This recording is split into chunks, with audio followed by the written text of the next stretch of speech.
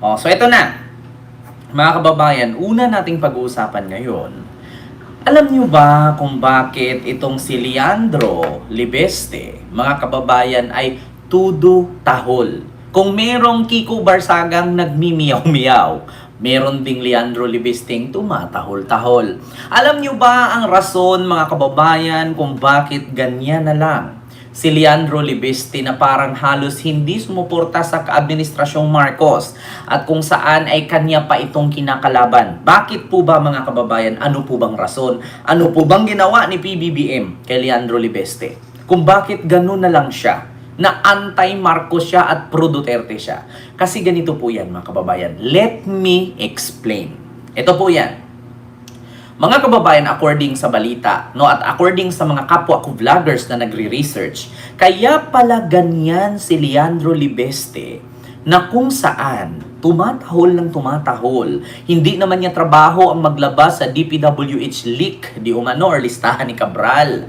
Na which is nga, mga kababayan, ay pumasok daw ito sa opisina ni Cabral at pilit daw niyang hinablot itong files at pinurse daw, no, ang computer ni Cabral na saksakan ng USB at kunin ang mga dokumento para siya ang magmukhang panalo.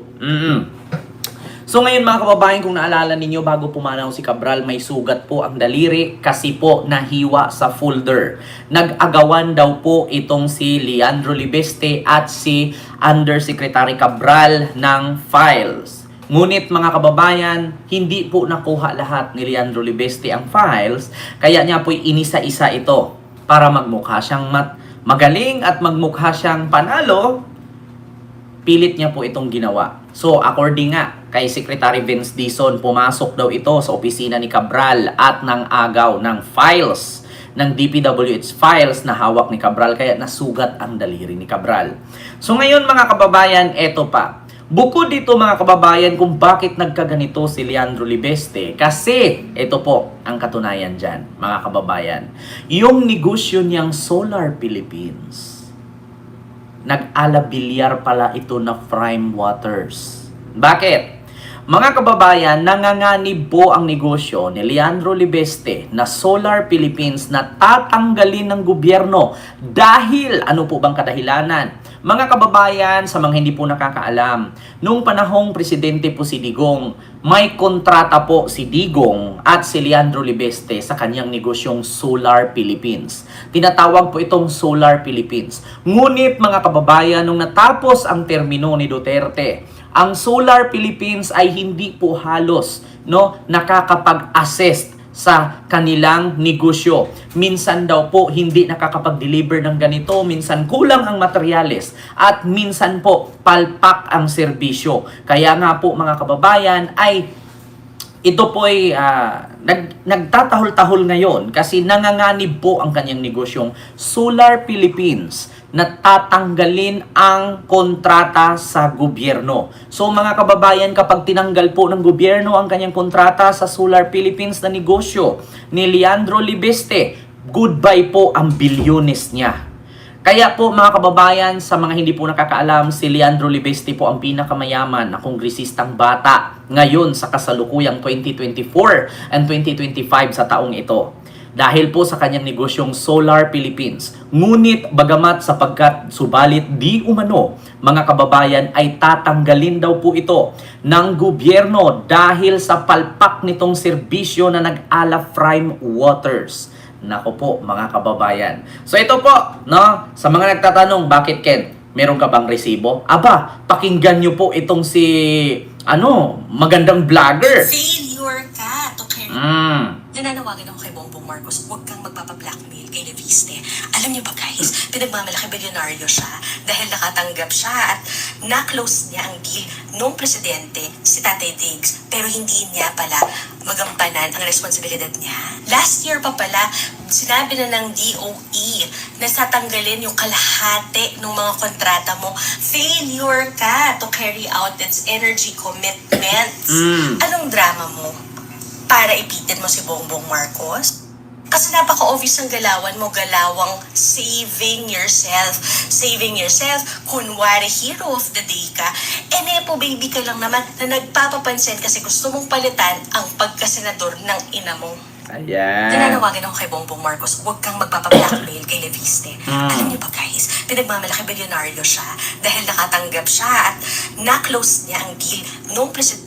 Ayan ha, mga kababayan. Yun po ang katotohanan na na-close po ni Leandro Libeste, mga kababayan, ang deal sa Solar Philippines together with President Rodrigo Roa Duterte and his term. Tapos mga kababayan, nung natapos ang termino ni Duterte, ngayon po nagkaaberya po itong Solar Philippines na hindi po pag-aksyon agad sa mga materyales na nasira at mabagal daw ang serbisyo. Kaya sabi po ng DOE or Department of Energy, may possibility na terminate or mati-terminate itong Solar Philippines. Kaya po mga kababayan, yan po ang isa sa rason ngayon na kung bakit itong si Leandro Libeste ay nagngangaw-ngaw at umiiyak-iyak. Para saan? Para ba ipagpatuloy ni PBBM? Hindi mo mabudol si Marcos. Si Marcos, alam niya ang mga nakapaligid sa kanya. Alam ni PBBM. Bata pa man si ading ko, sabi ni Aimee. Bata pa kami ni ading ko. Alam na namin ang kalakarang namuhay kaming dalawa sa ibang bansa. Ako ang tumatayong nanay at tatay niya habang wala ang aking mga magulang. Kaya po mga kababayan, tumahol ng tumahol ang isang Nepo Batuta. Kasi nga po mga kababayan, dahil po sa kanyang negosyong nanganganib na mati-terminate ang kalahati nito. So, yun po ang katotohanan, mga kababayan. Sir Kent, bininta na ata ng 34 billion yung solar ni Libeste. So, yun po, mga kababayan, ang katanungan ngayon. Kaya nga po ba, nagtatahol-tahol siya? Kaya nga po ba, mga kababayan, ay nagngangaw-ngaw ito dahil pala mga kababayan ay nanganganib na ma-terminate ang kanyang negosyong Solar Philippines. Ayan. So mga kababayan, paano ba tayo nakakasigurong totoo nga na meron siyang Solar Philippines at nagkaroon ito ng deal ni dating President Rodrigo Roa Duterte? Ito po mga kababayan, i-search po natin. Siyempre, hindi naman tayo katulad kay sa mga DDS dyan na walang alam. Solar Philippines to Duterte. Ito na, mga kababayan. Our founder, President, and our Chief Executive Officer, Mr. Leandro Legarda Leviste.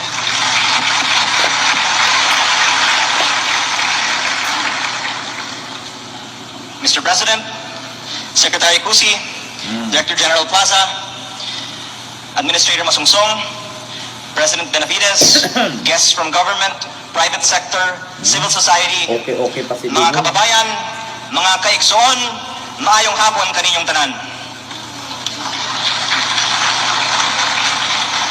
Nagtuon ko og gamay nga binisaya, kadtong nakauban ko si Mayor Duterte sa Davao og 2013. Ayan. Ipinagbilin ako ng aking ina na mag-OJT kay Mayor Duterte.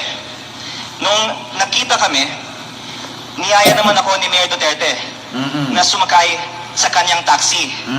Magpatrol daw kami ng Davao at manghuli ng kriminal. Sa buong Pilipinas, wala akong nakilalang leader na may tapang at malasakit katulad ni Mayor Duterte. Kaya naman pala, DDS nga naman. Alam mo, Bimbiminim, wag mo kong diktahan kasi live ko ito. Kung gusto mo na mag-focus ako dyan sa nilabas-labas ni Libesting mga Cabral files, mag-live ka. Wag mo akong diktahan na sabihan mo kung focus Kent, not on personalities, but on the issue. Naku naman, Bimbiminim, wag mo ko diktahan. Mag-live ka kung gusto mo. Live ko to eh. Diba? Paano mo nasasabihin ko dito yun na yun? So yun po mga kababayan, katunayan po na Sinumbok na rin si ang pangangailangan sa yun po mga kababayan. Ayan po. of Solar Philippines, Leandro Legarda Leviste. Mr. President, Secretary Cusi, Director General Plaza, So yan po mga kababayan, nung time na tinanggap ni Digong ang kanyang negosyo, no, na makipag-cooperate ang Department of Energy sa Solar Philippines at dito sa government ng ating bansa. Mga kababayan, wala pong problema dapat itong Solar Philippines kung umaksyon agad sa mga problema, no? May mga kakulangan sa materyales, 'di ba? May mga kapalpakan, sana resolbahan. Alam nyo naman mga kababayan, na ang ating presidente ngayon na si Pangulong Bongbong Marcos, kapag may kunting sigalot, may kunting pagkasira at may pagkakunting mali, ay nasisilip agad ng mga DDS, na which is hindi naman po sana trabaho ni Pangulong Bongbong Marcos kung mayroon mang mga pagkapalya or palpak sa Department of Energy, kasi may mga tinalaga po dyan.